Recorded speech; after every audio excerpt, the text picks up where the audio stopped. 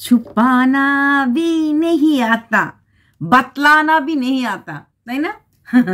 হ্যাঁ গো, যখন তোমরা ভিডিওটা পাবে তখন অনেকটা রাত্র হয়ে যাবে, কিন্তু এর আগে আমি ভিডিওটা করেছি, একটু আগেই করেছিলাম, এটা মানে আগেরই করা, কিন্তু আমি এটা আপলোডটা হয়তো লাস্ট মানে সবার শেষে করবো, কারণ এটা খুব মজার ভিডিও, তাই রাত্রে ঘুমাবার আগে তোমরা দেখে ঘুমাতে গেলে ঘুমটা ভালো হবে। তো ছাওয়া, হ্যাঁ, কিছুদিন আগে দেখেছিলাম আমরা, আমাদের মামুনি গেছিল পিভিআরে মুভি দেখতে, আইনক্সে যায়নি, রাত্র 8:40-তে মুভি দেখতে গেছিল। তো সেই মুভিটা ছিল ছাওয়া, কারণ সে হলে বসেই ক্লিপিংস দেখিয়ে দিয়েছিল। আজকে আমাকে প্রদীপও সবাইকে রিকোয়েস্ট করলো, মানে উইদাউট টাকা সে একটা ছবিকে প্রমোট করলো, সময় পেলে যেন আমরা সবাই মুভিটা দেখি। হ্যাঁ, এই মুভিটার মধ্যে হিস্টোরিক্যাল অনেক ফ্যাক্ট আছে, তুমি তো কথাগুলো বললে পারতে, ইতিহাস যারা জানে, ইতিহাস যারা পড়ে, ইতিহাসটা কি ছিল কেন বললে না? ইতিহাস ছিল যে একটা মানুষ, আমাদের দেশের রাজারা, সেই শিবাজির ছেলে সাম্ভা, কি করে শিবাজির ছেলে পিতার মৃত্যুর পর নিজের শরীরের এক একটা অংশ কেটেছে, তাও ধর্মান্তরিত হতে চায়নি, হয়নি। তাকে বলা হয়েছিল তুই আমার ছেড়ে যা, তোকে আমি পৃথিবীর সমস্ত সুখ দেব, একটাই শর্ত, তোমাকে ধর্মান্তরিত হতে হবে। হয় নাই। এই যে তুমি জনগণ মন ঝুলায় বসে গান করাও, এই যে তুমি কোমরে বসে ছেলেকে জনগণ মন করাও, শেখাও, আবার এই যে তুমি রাত্রেবেলা দেশের পতাকা বাইরে রাখো, এই দেশকে রাখার জন্য, এই দেশেরকে দেশাত্মবোধক জিনিস রাখার জন্য আমাদের দেশের রাজারা কত কিছু করেছে। শরীরের এক এক বিন্দু রক্ত দিয়ে আজকে আমরা এই ভারতবর্ষে আছি। যাকে বলা যে তুমি আমার ছেলের মতো হবে, তোমাকে আমি সব সুখ দেব, তুমি শুধু ধর্মান্তরিত হয়ে যাও, সে বলেছিল তোমাকে ধর্মত্যাগ করতে হবে না, তুমি তোমার ধর্মেই থাকো, তোমাকে আমি সর্বসুখ দেব, শুধুমাত্র তুমি আমার অধীনে চলে আসো। অধীনে আসলে মানে আমাদের দেশ আমাদের দেশের রাজাদের কাছে থাকবে, মানে মারাঠি রাজত্ব মারাঠিদের হাতেই থাকবে, হিন্দুস্তানের হাতেই থাকবে এই রাজত্ব।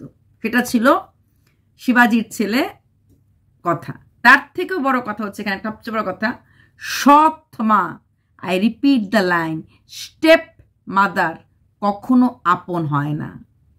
যেই ছেলেটা জন্মের পর থেকে সৎ মাকেই নিজের মা বলে ভেবে এসেছিল, সে তার জীবনে নিজের মার কোনো চেহারা মনে ছিল না, তাকে মারার জন্য পিতার মৃত্যুর পর সেই সৎ মা চেয়েছিল তার ছেলে, যে কিনা অনেকটাই ছোট, সে যেন রাজা হয়, সে যেন ছত্রপতি আখ্যাটা পায়, সে যেন সম্রাট হয়। তার জন্য বিরোধী পক্ষের সাথে, মানে শত্রু পক্ষের সাথে আকবরকে চিঠি লিখতে দ্বিধাবোধ করেনি, এবং কিভাবে তার সৎপুত্রের মৃত্যু করাতে পারে বা মৃত্যু হতে পারে গোপন তথ্য এবং গোপন চিঠি পাঠিয়েছিল, যা কিনা আকবর মানে তার শত্রু খুদ নিজে এই রাজাকে দেখিয়েছে, দেখো তোমার মা তোমাকে মারার জন্য আমাকে গোপন ডেরায় আসার জন্য এবং সব রকমের সাহায্য করার জন্য কথা দিয়েছে। এবার এখানে সৎ মা যে কোনোদিনও আপন হয় না বোঝা গেছে। এটা বললে না যখনও যুদ্ধে যাওয়ার সময় মা ঘুমিয়েছে ভেবে মাকে পা ধরে প্রণাম করছিল, মার চোখ দিয়ে ঘুমন্ত অবস্থায় জলটা বেয়ে বেয়ে বেয়ে বেয়ে পড়ছিল, কারণ মা তখন তার ভুলটা বুঝতে পেরেছিল যে আমি কখনোই এই ছেলেকে আমার নিজের পেটের ছেলে ভাবতে পারিনি। এক গাছের ছাল আরেক গাছে লাগে না। আমি যেই ছেলে যে কোনো কাজে যাওয়ার আগে আমাকে প্রণাম করে যায়, আমাকেই তার মার স্থানে বসিয়েছে, আমি তার মৃত্যু জন্য শত্রুকে আহ্বান করছিলাম। কেন? সে মরলেই আমার নিজের ছেলে, যে কিনা অনেকটাই ছোট, সে এ দেশের সম্রাট হতে পারবে, এবং তার জন্য আমার নিজের রাজ্যের ক্ষতি করার জন্য যা কিছু দিতে লাগে, গোপন তথ্য, গোপন কিছু দিতেও সে রাজি ছিল। মানে একটা রাজরানী হয়ে রাজত্বটা অন্য কাউকে দিতে রাজি ছিল, সো দ্যাট এ মরে গেলে পরে আমার ছেলে রাজা হবে। এটা অনেক বড় কথা, যে সৎ মা কখনোই সতীনের ছেলের ভালো চায় না। এই সৎ মাও কিন্তু সতীনকে দেখে নাই, কারণ এই বাচ্চাটার মনেই ছিল না তার নিজের মা দেখতে কিরকম কিরকম, কিছুই না, সৎ মাকে নিজের মা ভেবেছিল। রাজা তো সৎ মাকে যে মা ভেবেছিল, কিন্তু মা কখনো সৎ ছেলেকে নিজের ছেলে ভাবতে পারেনি। পরে লাস্টলি যখন সে নিজের ভুল বুঝতে পেরেছে, সে নিজেই তার নিজের পাপের মানে আত্মগ্লানিতে নিজেকে নিজে শেষ করে দিয়েছে। এইরকম কাহিনীটাতে এরকম হয়েছে, বাস্তবে কমই হয় যে এইরকম পাপ করার পর কারোর আত্মগ্লানি হয়, নিজেকে শেষ করে যায়। তাই ছাবা মুভিটার অনেক কাহিনী আছে, আমাদের দেশ, আমাদের ধর্ম, আমাদের সৎমা কাম ছেলের সম্পর্ক, এগুলো একটু বললে পারতে, ভিডিওটা বড় হতো, তাই না? বলনি। তারপরে একটা বড় কথা, তুমি ইউটিউব ছেড়ে দেবে, এটা বললেই পাবলিক বলবে না যেও না, রজনী এখনো বাকি, তাই না? তুমি ছাড়বে? তুমি ছেলের মাথায় হাত দিয়ে বলো তো, সত্যি তুমি ছাড়তে পারবে? এগুলি ভাওতাবাজি কথা না? ওইদিকে একটা ভাওতাবাজি করছে, আমিষ ছাড়া থাকতে পারে না। আর ঠিক তোমারও 3টে চ্যানেল খুলে বসে আছো, 2টো চ্যানেল একাই নিজে নিয়ে রেখে চলে এই কথা দিয়ে আমার ছেলেকে আমি কি করে পড়াবো। এখন তুমি বলছো তুমি ইউটিউব ছেড়ে দেবে, তো পাবলিকে বলবে না যেও না, না যেও না। তুমি কোনোদিনই তোমার চ্যানেলটাকে ছাড়তে পারো, ছাড়বেই বা কেন, বা স্টিল ছাড়তে পারবে না। 5K 3K 2K ভিউজগুলো ছাড়তে পারবে না। তোমার থেকে বড় বড় চ্যানেল হোল্ডাররা, কলকাতা ক্যানভাসটার মতো চ্যানেলরা, যারা একটা 10 লাখ চ্যানেল ছিল, যাদের ভিউজ পরবর্তীকালে 2K 1K চলে এসেছিল, ওই চ্যানেলগুলিকে বিক্রি করে দিয়েছে। কিন্তু আবার একটা চ্যানেল কিন্তু ওরা খুলেছে, যারা চ্যানেল করতে অভ্যস্ত থাকে না, তারা চ্যানেল ছাড়া থাকতে পারে না। এরকম প্রচুর চ্যানেল হোল্ডার আছে যাদের একটা সময় 15K 16K ভিউজ হচ্ছিল। এই যেরকম আলপনা রবি, এর মা চ্যানেল বিক্রি করে দিয়েছে, কিন্তু বিক্রি করে দেওয়া সত্ত্বেও আরেকটা চ্যানেল খুলেছে। তুমি কখনো ভিডিও করবে না, ইউটিউব ছেড়ে দেওয়া মানে কি কখনো চ্যানেল খুলবে না?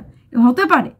হতে পারে না। তাহলে কেন শুধু শুধু পাবলিককে কাঁদাচ্ছ? পাবলিক যেমন ভেবে ফেলে, ও না যেও না, এটা করো না, তোমাকে ছাড়া বাচ্চাটা কি করে দেখবো। ওই ঠিক যেমনি চোপা বাচ্চাটাকে নিয়ে বোর্ডিং স্কুলে দিয়ে দেবে প্ল্যান করে ফেলেছে। যেই মা কাস্টাডির মামলাই করেনি, সে তার বাচ্চাকে নিয়ে একদম বোর্ডিং স্কুলে দেবে, আর পাবলিকদের না দিও না, দিও না, দিও না।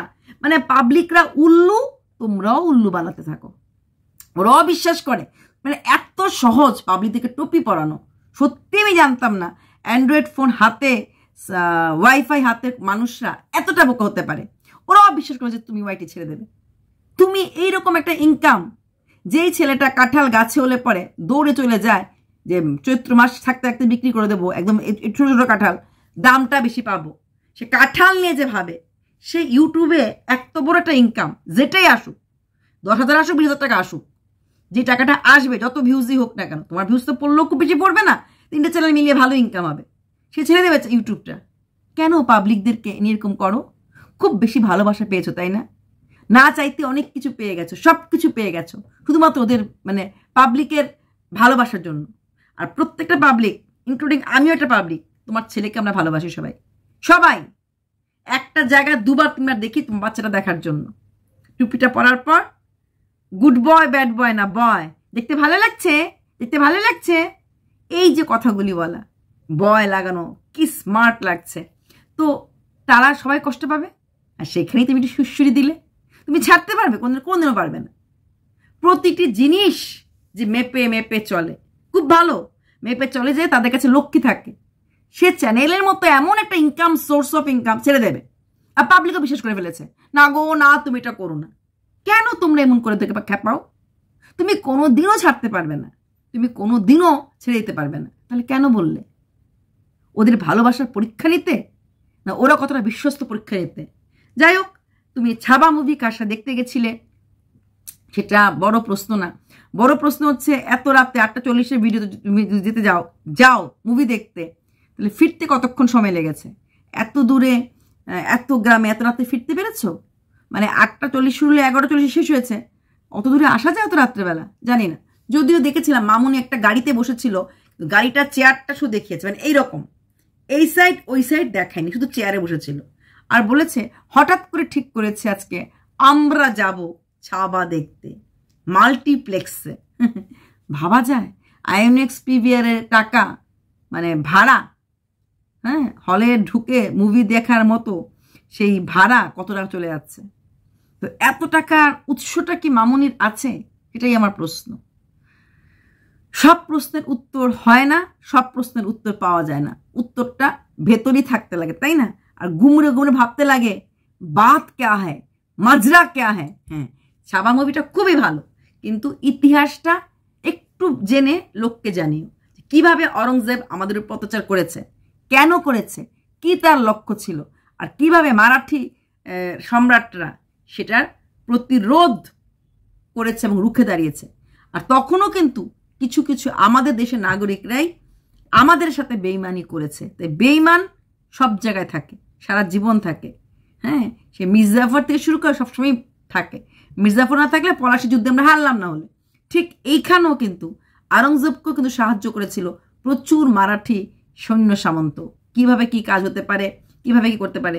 টাকার লোভে মানুষ অনেক নিচে যেয়ে মেনে যেতে পারে, তাই না? টাকা একটা এমন জিনিস না, সবাই সব কিছু করতে পারে, শুধু টাকা ফেঁকো তামাশা দেখো। তো এখানে আমাদের দেশকে আমরা হারাতে পারিনি, আমাদেরকে হারাতে পারিনি, আমরা নিজেরা হেরেছি। কিভাবে? আমাদের গোপন তথ্য, আমাদের গোপন কথাগুলি আমরা ফাঁস করে দিয়েছি।